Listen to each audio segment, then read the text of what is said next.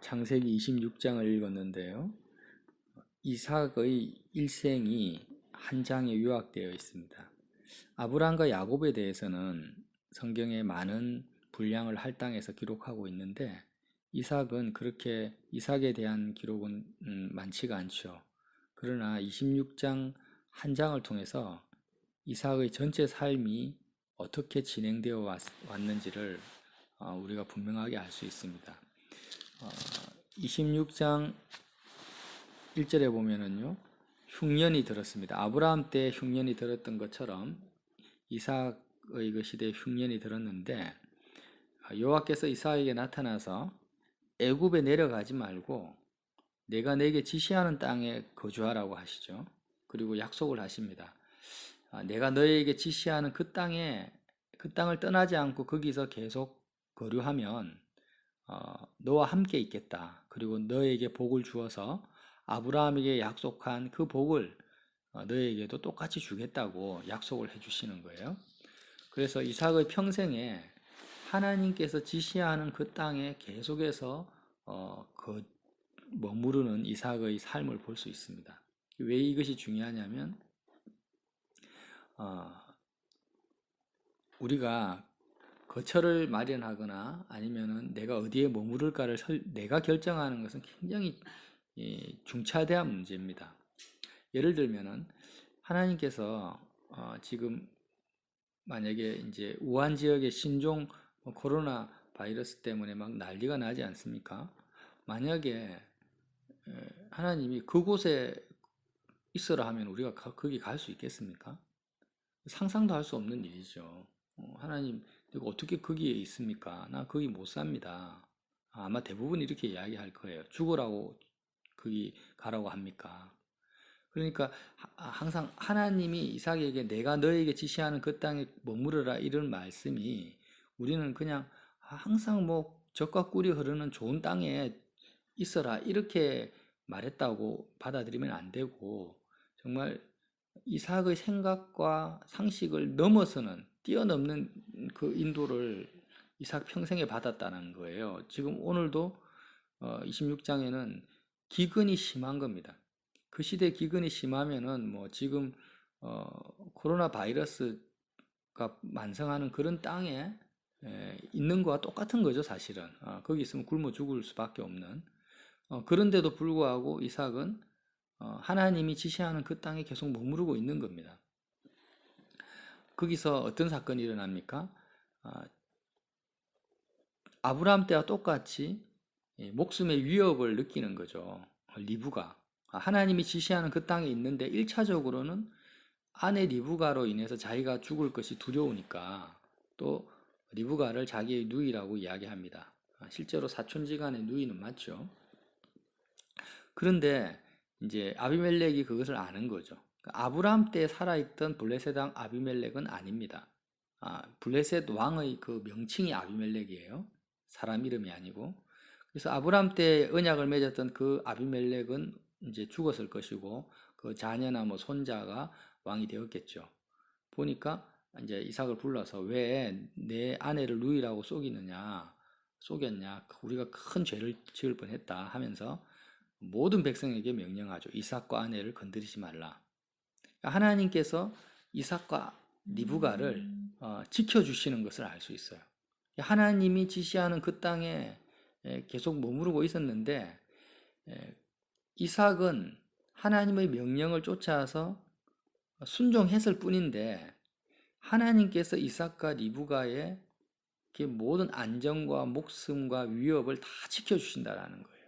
이게 뭡니까? 선민들을 향한 하나님의 절대적인 약속입니다. 그래서 우리도 아브라함과 이삭과 야곱의 그 길을 간다라는 것은 뭐냐면 하나님이 지시하는 그 땅에만 머무르면 되는 거예요. 그 땅이 어딘가가 문제죠. 구약 시대는 뭐 블레셋이 됐다가 브엘세바가 됐다가 세겜이 됐다가 이렇게 옮겨가는데 신약을 사는 우리는요. 예수님이 십자가에서 죽으시고 부활하시고 승천하셔서 하나님 우편에 지금 하나님 우편에 가셔서 지금 내가 너에게 거처를 예비하러 간다 이렇게 말씀을 하세요. 거처를 예비하러 간다라는 것은 바로 뭡니까? 이제 예수님을 믿고 따르는 하나님의 백성들이 정말 우리의 마음이 머물러야 될 땅은 하늘이라는 것입니다. 그래서 주님의 죽음과 부활과 승천의 이 사건 뒤에 하나님이 우리에게 지시할 땅은 눈에 보이는 이 땅이 아닙니다. 이 땅이 아니라 항상 예수님이 계시는 그 하늘 보좌가 바로 우리 마음이 머무러야 될 그 땅이라는 거예요. 그래서 아브라함과 이삭에게 약속하신 이 복이 지금 오늘을 사는 나에게 유효하게 나에게 적용되려면 항상 여호와께서 주님이 나를 부르시고 우리의 거처가 예비되어지고 있는 하나님의 나라 그 하늘에 십자가를 통해서 우리의 마음이 머무르기만 하면 주님이 모든 것을 지켜주시고 안위하시고 보호해 주신다라는 그 약속이 우리에게도 똑같이 적용된다라는 말씀이죠.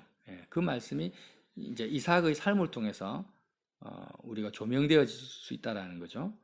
그래서 이삭의 목숨과 리브가의 목숨을 지켜주실 뿐 아니라 12절에 보니까 이삭이 그 땅에서 농사하여 그 해에 100배나 얻었고 여호와께서 복을 주셨어요.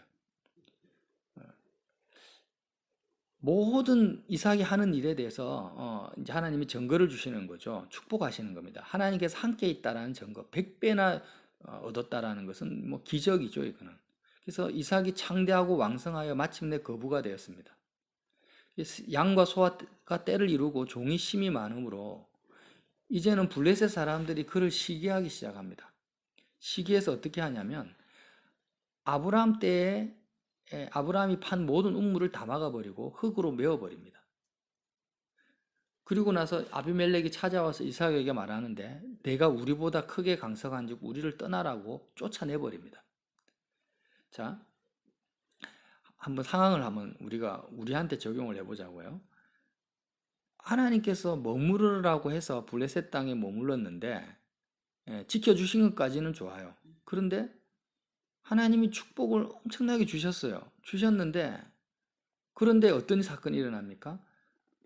시기 질투를 받게 됩니다. 시기 질투를 받고 아버지가 판 우물을 다 막아버리고 자기가 쓰는 우물 다 막아버리고 아비멜렉이 말이 그냥 네가 강성했으니까 부유해졌으니까 우리를 떠나라 했지만 사실은 뭡니까? 우물을 다 막고 떠나라 이 말은 뭐냐면 전쟁을 선포한 거예요. 그 시대에는 우물을 막았다라는 것은 너하고 한번 나하고 죽기를 각오하고 싸우자. 네가 나를 이길 자신 없으면 빨리 네가 스스로 발 빼고 물러가라 이 말이거든요. 그러니까 이삭이 어떻게 합니까? 아무 소리 안 하고 그냥 물러갑니다. 물러가서 그랄 골짜기에서 이제 다시 우물을 파죠. 우물을 팠는데 또 거기서 블레셋에 있는 그랄에 있는 사람들이 와가지고 억압하고 강탈하면서 우물을 막아버린다는 거죠.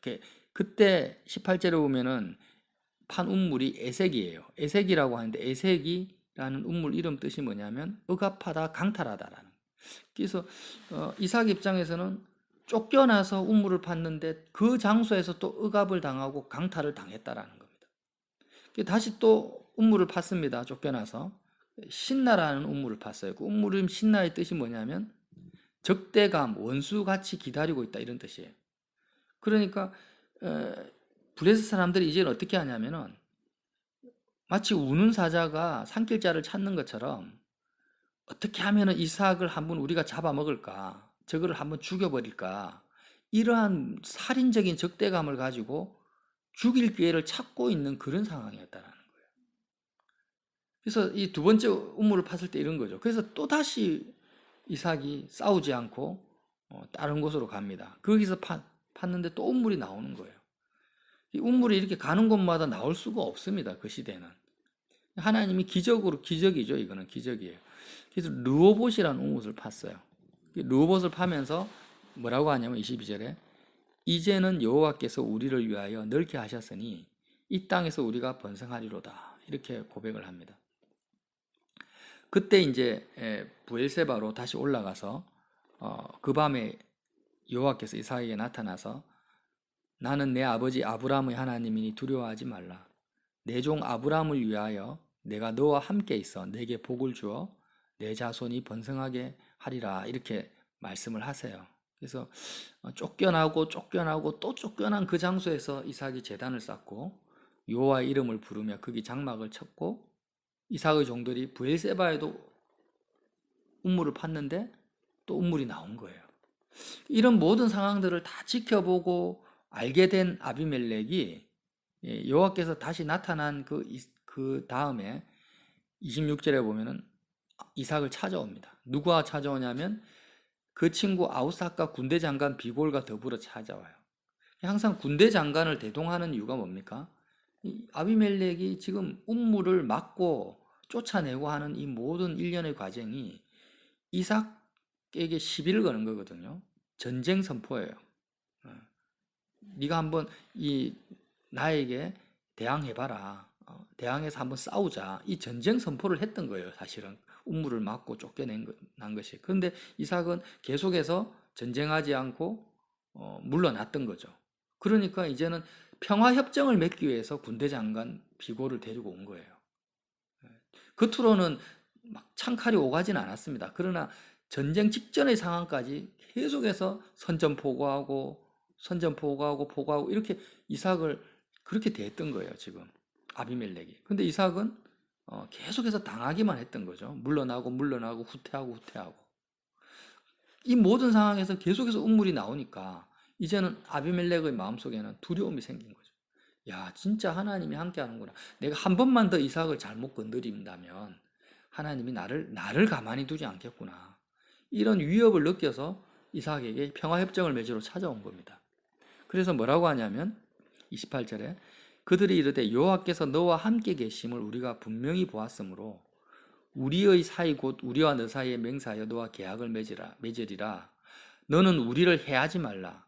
이는 우리가 너를 범하지 아니하고 선한 일만 내게 행하여 내가 평안히 가게 하였음이니라. 이제 너는 여호와께 복을 받은 자니라. 참 아비멜렉의 말이 염치가 없어도 이렇게 없을 수가 있습니까? 너는 우리를 해하지 말라. 이는 우리가 너를 범하지 아니하고 선한 일만 내게 행했다는. 말도 되도 않은 소리죠. 어떻게 선한 일만 했습니까? 계속해서 위협하고 쫓아내고 운물을 막고 또 막고 이렇게 했는데, 겉으로 드러나기는 어떻습니까? 실제로 사람을 죽였거나 막 그냥 강압적으로 빼앗지는 않은 거죠. 이삭이 물러났으니까. 그러니까 뭐라고 하냐면 선한 일만 내게 행했다는 거예요. 참 이 세상 사람들이 정말 말이 되지 않는 그런 소리를 많이 합니다. 그런데 아비멜렉은 분명히 알았던 거죠. 이삭이 하나님께 복받은 자라고. 그래서 이삭이 그 말에 대해서 대꾸한번 안 하고 이삭이 그들을 위하여 잔치를 베풀매 그들이 먹고 마시고 아침에 일찍 일어나 서로 맹세한 후에 평안히 갔다라는 거예요. 아무 소리 안 합니다. 그냥 그대로 받아주죠. 잔치를 베푸는 것입니다.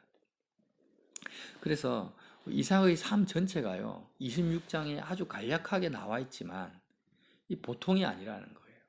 일반적인 삶이 아닙니다.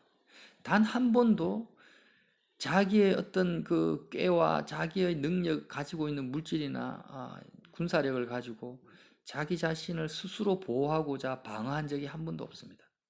하나님이 이삭에게 나타나서 내가 너에게 지시할 땅으로 가라 이렇게 말씀하셨는데 그 땅에 갔는데 어떤 사건이 일어났습니까? 계속해서 당하고 손해보고 강탈당하고 쫓겨나고 이런 사건이 무려 15년 동안 진행되었던 거예요. 15년 동안 블레셋 땅에 그렇게 이삭이 머물렀거든요. 그러면 우리 같으면은 하나님 나에게 복을 주신다고 해놓고 어떻게 이렇게 위험한 땅에 계속 언제 나를 죽이고 아내를 빼앗아 갈 수밖에 없는 그런 땅에 나를 머무르려고 합니까, 하나님? 이렇게 원망하거나 따지거나 순종하지 않을 건데 이삭은 아내까지도 자기가 제일 사랑하는 이브와 아내까지도 하나님의 보호하심과 손길에 맡겨버린 거예요. 아내가 죽든 내가 죽든 어쨌든 그 땅에 머무르는 것입니다. 그 두려움을 감수하면서도 하나님이 지켜주시는 거죠. 그리고 물질적인 복은 받았지만 운물을 막아버렸다라는 것은 하루아침에 모든 것을 다 잃어버릴 수밖에 없는, 잃어버릴 수 있는 그런 위협 속에서 계속해서 15년을 살았던 거예요. 재산이 있으면 뭐합니까? 언제 아비멜렉이 쳐들어와서 자기를 죽여버리고 다 빼들어갈지 모르는 상황인 거예요. 그런 상황에서 이삭은 계속 자기 스스로가 자기 목숨을 보호하거나 자기 재산을 스스로 지켜보려고 대항하거나 작전을 짜거나 이렇게 한 적이 한 번도 없었던 거예요. 놀라운 일이죠. 이게 바로 아브라함의 믿음을 그대로 이어받은 이삭의 삶이었던 거예요. 그러면서 계속해서 하나님께서 지시할 땅으로 갔는데 하나님께서 꿈에 나타나셔가지고 야 운물을 막았네. 그러니까 그 다음은 이곳으로 가 이렇게 지시한 게 아닙니다. 이삭의 자유의지가 발동된 게 아니에요. 그냥 쫓겨난 거예요. 쫓겨났습니다. 갈 데가 없으니까 그랄 골짜기로 간 거예요. 거기도 우물을 막아버리니까 또 밑으로 간 거고 이런 식으로 하나님이 이삭에게 지시했다라는 거예요. 꿈에 나타나거나 환상에 보여서 야 여기로 가 이렇게 한 게 아니라는 거예요. 그럼 이게 이제 우리에게도 똑같죠. 제자들도 마찬가지입니다. 복음을 전하다가 하나님이 거기서 복음을 계속 전해야 될지 아니면 다른 곳으로 가서 전해야 될지를 어떻게 말씀하십니까? 물론 이제 다메섹 어디입니까? 마게도냐 사람이 꿈에 나타나서 바울에게 이곳으로 오라 이렇게 할 때도 있지만 그건 아주 극히 소수고 대부분은 어떻게 하나님이 말씀하셨냐면 쫓겨나는 겁니다. 복음을 전했는데 아무도 복음을 받아들이지 않고 막 두드려 패고 감옥에 가두고 쫓겨나서 이제 다른 마을로 가는 거예요. 도시로. 그게 뭐예요? 하나님이 내게 지시할 땅으로 가는 것입니다. 이삭이 그런 여정을 살았다라는 거예요. 내가 예수님을 믿고 하나님을 따라가는데 우리도 똑같은 거죠. 우리는 항상 어떤 착각 속에 살아가냐면은 아브라함과 이삭이 하나님께서 한 걸음 한 걸음 인도하시면서 너무나 평안하게 순탄하게 모든 상황에서 말씀해 주시고 인도하셨구나. 그게 아닙니다. 절대 그게 아니라 나그네의 삶을 살았고 쫓겨나는 삶, 손해보는 삶, 강탈당하고 억압당하는 삶, 위협받는 삶을 살았던 거예요. 그러면서도 자기 스스로 자기를 보호하지 않고 그냥 그렇게 당하는 것이 하나님의 음성으로 받아들였다. 빼앗기고 강탈당하는 것을 하나님의 음성으로 받아들인 것입니다. 하나님께서는 그 이삭의 믿음을 본 거죠. 모든 것은 하나님의 삶에 일어나는 좋은 일이든 나쁜 일이든 모든 일이 하나님의 절대적인 주권 속에서 진행되고 있다는 것을 아브라함과 이삭이 철저하게 믿었던 거예요. 세상 사람들이 와가지고 나에게 손해를 입힌다. 하나님이 허락하지 않으면 저 사람은 나에게 이런 손해를 입힐 수 없다고 믿었던 거예요. 우물을 팠는데 우물이 발견되어졌습니다. 하나님이 발견하게 해주셨으니까 발견한 거지 내가 잘나서 우물을 판 게 아닌 거예요. 그런데 또 그럴 사람들이 블레셋 사람들이 와서 우물을 다 막아버립니다. 그럼 이삭은 어떻게 받아들였냐면 하나님이 우물을 저 사람들로 하여금 막게 하셨구나. 하나님이 하셨구나. 저들이 뭐 잘나서 힘이 있어서 했다고 믿지 않는 거예요. 그리고 그냥 그것을 하나님의 음성으로 받아들이고 다른 우물을 파려고 다른 곳으로 가는 것입니다. 이런 인도를 받은 거죠. 이게 내가 내게 지시할 땅으로 가라는 음성이었던 거예요. 하나님의 절대적인 주권을 믿어라. 너희 삶 속에 일어나는 모든 사건, 모든 사람들이 그게 이방인이든 유대인이든 믿는 사람이든 믿지 않는 사람이든 네가 겉으로 손해를 보는 거든 이익을 보는 거든 그 모든 것은 너를 향한 하나님의 인도고 절대적인 사랑이고 복이다. 하나님의 복의 그물망에서 하나도 벗어나는 것이 없다라는 것을 이삭이 믿고 살았던 것입니다. 그 믿음이 당하고 또 당했을 때 증명이 되었을 때 하나님이 이삭에게 나타나서 다시 한번 이삭에게 약속하는 거죠. 내가 내 복을 주어 내 자손을 번성하게 하겠다. 이삭은 그곳에서 제단을 쌓고 여호와 이름을 불렀던 것이고 그 이삭의 기도가 하나님이 또 기뻐 받으신 것을 증거로 또 운물을 그 제단을 쌓은 그 장소에 운물을 파게 하신 것입니다. 그리고 또 증거를 주셨죠. 아비멜렉 왕이 친히 와서 이제는 평화협정을 맺겠다고 스스로 머리를 숙이는 것입니다. 이삭이 최후 승리한 거죠. 야, 정말 기가 막힌 믿음의 여정 아닙니까? 누가 이삭과 같은 삶을 살 수 있겠습니까? 성경에 많은 인물들이 있지만 아브람과 이삭의 이 삶의 여정은요, 결코 강탈하거나 빼앗는 삶이 아니라 항상 하나님의 절대 주권 속에서 당하는 삶의 연속입니다. 당하고 빼앗기고 빼앗기고 후퇴하고 후퇴하는 삶의 연속이었어요. 그러나 그들의 믿음이 이긴 거죠. 하나님을 향한 그 믿음이 이겼습니다. 하나님이 지키시고 보호하시고 자기가 하나님께서 내가 이삭과 함께 있다라는 것을 끝까지 나타내 보여주신 거예요. 그래서 우리도 하나님이 우리에게 지시할 그 땅은 제가 분명히 처음에도 나눴지만 이제 예수님을 만난 우리들은 예수님이 우리의 거처를 예비하는 땅, 지금도 예비하고 계십니다. 바로 하늘입니다. 하늘에 계신 아버지, 그 아버지께만 마음을 두고 이 땅에서의 삶, 눈에 보이는 이 육신의 이 세상의 삶은요, 우리가 손해볼 수도 있고 당할 수도 있고 억압받을 수도 있습니다. 그러나 그것이 하나도 우리에게 손해가 되지 않는다라는 거예요. 우리의 마음이 하늘에만 있다면, 하나님 아버지께만 우리의 마음이 머무른다면 우리는 이 땅에서는 하나님의 주권 가운데서 모든 사건들이 흘러가기 때문에 그냥 내버려 두라는 것입니다. 빼앗기면 빼앗기는 대로 가만히 놔두고 그렇게 하면 결국에는 어떻게 됩니까? 하나님이 나와 함께 계심을 하나님께서 증명해 가시고 역사해 가신다라는 것을 창세기 26장을 통해서 우리에게 주시는 메시지입니다. 그래서 오늘도 항상 하나님께서 우리에게 지시할 그 땅에만 십자가를 통하여 마음을 두고 이 세상의 모든 사건은 범사에 감사하라. 항상 기뻐하라. 쉬지 말고 기도하라는 이 말씀이 그대로 이루어지기를 예수님 이름으로 빌어드립니다.